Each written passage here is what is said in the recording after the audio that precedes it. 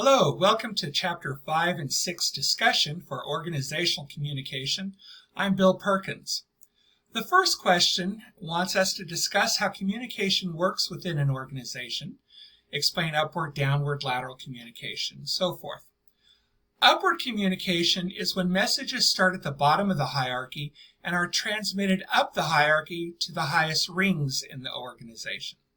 It is a bottom-to-top approach to communication in an organization. It's usually for one of the following: to help a subordinate establish a more understanding relationship with a supervisor by sharing personal information about themselves, to provide information about coworkers and their problems to supervisors. This is done when there are issues with other subordinates, lack of performance, or when there are behavioral, medical, or ethical issues. And also to inform upper levels that there's a problem or issue with organizational procedures and practices.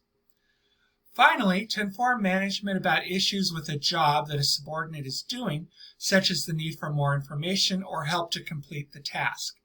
It can also be to provide information such as updates and schedules.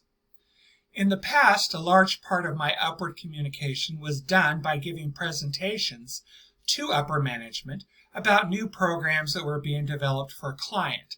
I had to show why there was a need to implement the program, what the goals were, and how we were going to monitor the progress and make reports to upper management. I also had to show a budget for the program detailing how that money was to be used. I would usually also have to give at least one more presentation halfway through the program to detail what had been accomplished and what still needed to be done. It's also important to note that one of the problems that can occur with upward communication is employee silence. Employee silence is when an employee intentionally or unintentionally withholds information that might be useful to a leader or to the organization. It is most often a response to how managers treated employees when they tried in the past to engage in upward communication. There are three types of employee silence. Acquiescent silence occurs if the employee feels they cannot make any change in the organization and they become disengaged and withhold information because they feel it doesn't matter what they say. Defensive silence occurs when an employee thinks that speaking up could cause some kind of organizational retaliation, such as a negative impact on their upward mobility. And lastly, pro-social silence occurs when the employee finds it easier to appear cooperative and or altruistic. It's just easier to go along and to agree with what the manager says than to express any disagreement. Downward communication is when messages start at the top of the hierarchy and are transmitted down to the lowest rungs in the organization. It is a top-to-bottom approach of communication.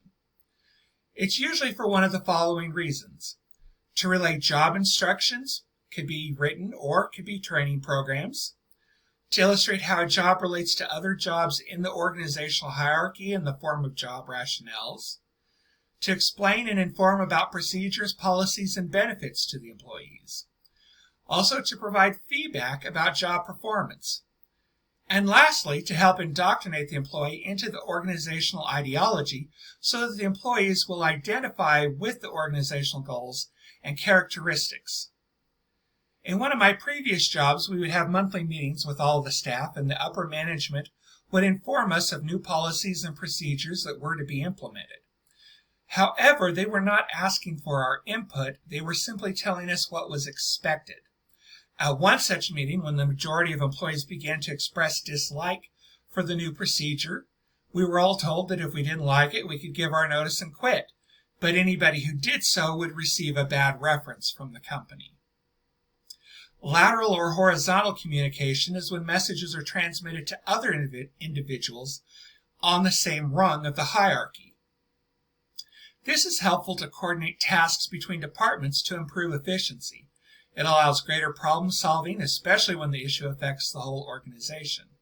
It also provides for information sharing between departments so that everybody knows what is happening in the organization and how each department's actions affect that goal. Finally, it helps with conflict resolution. It's easier to deal with interdepartmental issues internally rather than having to go up the hierarchy. This also means that the issue is dealt with much quicker. In one organization I worked for, I and the heads of 3 other departments put in place procedures for lateral communication in the organization. We did this because there were so many conflicts in scheduling occurring, and none of us knew what the other was doing. We also would print out departmental schedules and share them with all of the workers. That way, if something one department was doing impacted another, they could plan for it.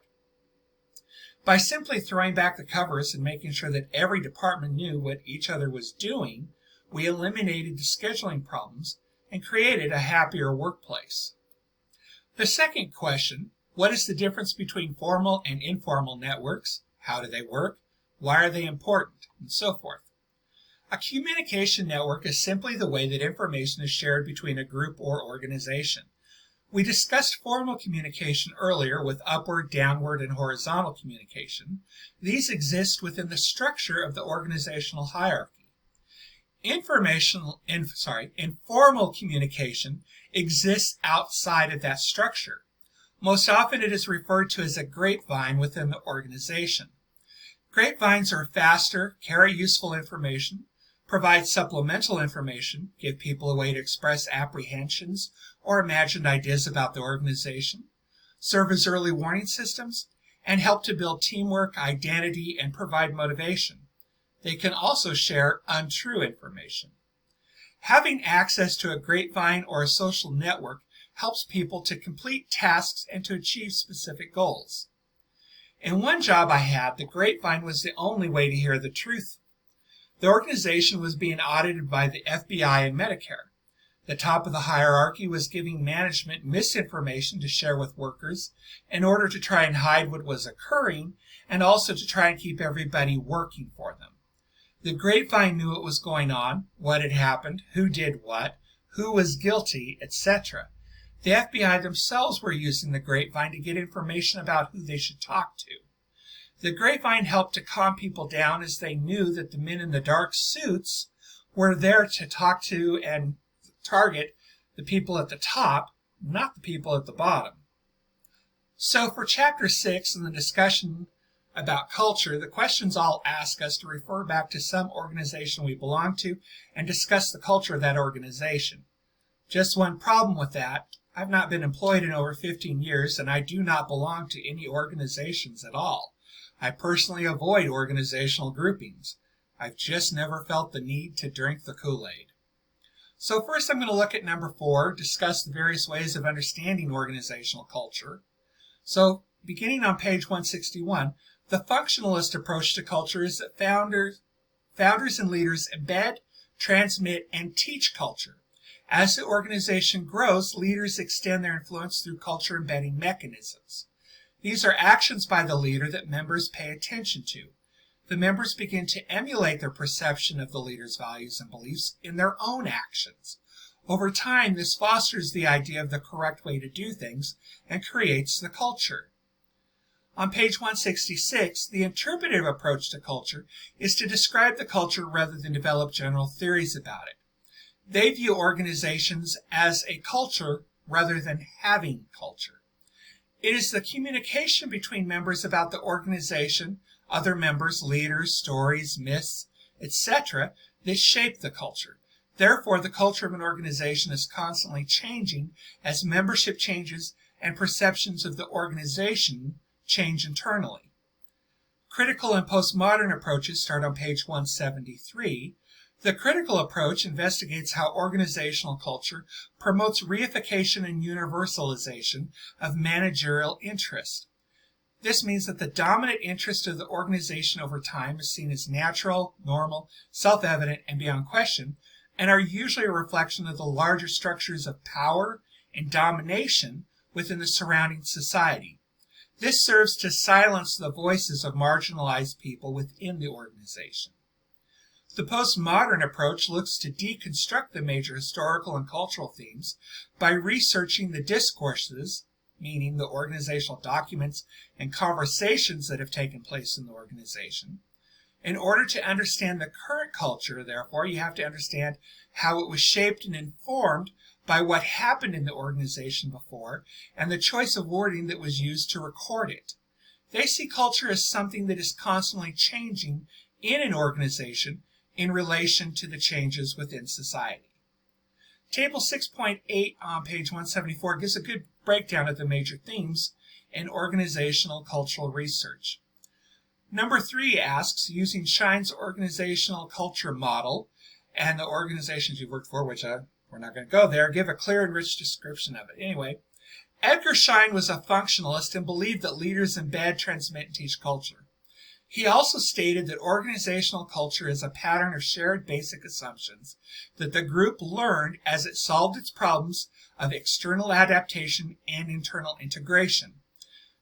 Those that have worked well enough to be considered valid and therefore to be taught to new members and perceived as the correct way to think and feel in relation to those problems. You have to keep in mind that what Schein is talking about is how the members reflect and emulate the actions and values of the organizational leader as they perceive those characteristics through the lens of communication with other members. That's used to solve their problems both externally and internally, and that those solutions that work become the ongoing way to handle issues. Schein saw all of it as a reflection of the leader, no matter how accurate a reflection it was. Schein believed that this occurred through a primary and secondary mechanism in the organization by action of its leaders. Some of those primary mechanisms are what leaders choose to focus on, how leaders respond to critical events, what behaviors intentionally or unintentionally leaders model, and what leaders reward and what leaders punish. Some secondary mechanisms would be what systems and procedures do the leaders adopt, what rites and rituals the leaders promulgate or bring into the culture, and how leaders arrange the physical spaces. Who's got an office, who doesn't, and how big is that office, and is it in the corner with a window?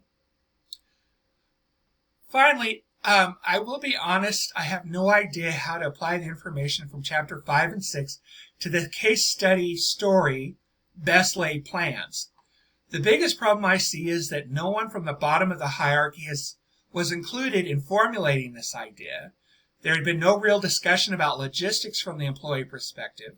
There's also the feeling that the people at the top just expect those at the bottom will do what they are told and will see the benefits without need for explanation. Also, if this company frequently goes through layoffs, it would be very hard for the workers to feel any kind of loyalty to that company. Anyhow, thanks for listening and have a great day.